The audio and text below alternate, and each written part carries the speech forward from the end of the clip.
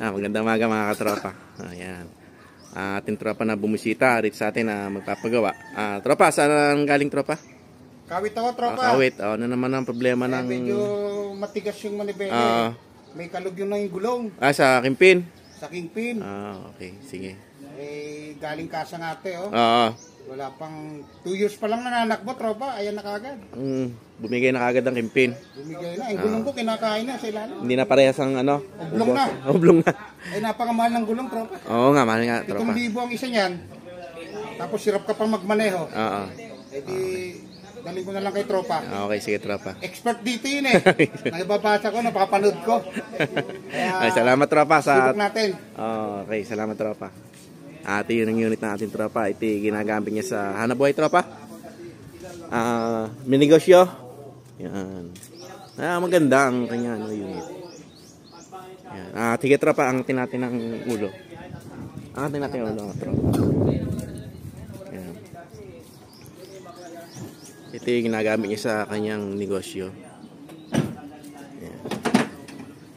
Ito, papalitan natin ng Kingpin. Ayan, 4JB1 niya. Ayan. Kapalitan ng Kingpin at makalog na. Titingnan din natin ang mga tie rod din nito. Tsaka iaalay ng sukat ng gulong. Late lang, di ba, makina? Mga katropa, tayo ay natapos na rin magpalit ng Kingpin. Alignment na rin to. At pati tie rod end ay atin ang pinalitan. Ayan. At iti tapos na.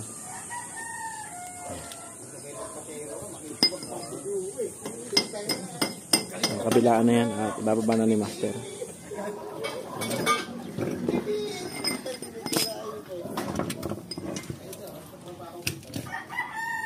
Na mga katropa, ang ating pinalitan na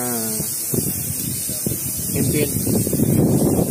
So, si Master ang gumagawa. Yun. At nakabitan na yan kabilaan. So tapos na itong kabila. Papalitan din ng mga tie rod dito, Master. Palit lang yan. Yan, pati tie rod end papalitan at bago i-align. Ito naman yung elf na ating pinalitan ng Kingpin na tropa. Yan. Natapos na rin at uuwi na. Okay, yan. Salamat, tropa. Salamat. Swabing-swabing. Salamat. Okay, sige. Salamat. Ingat.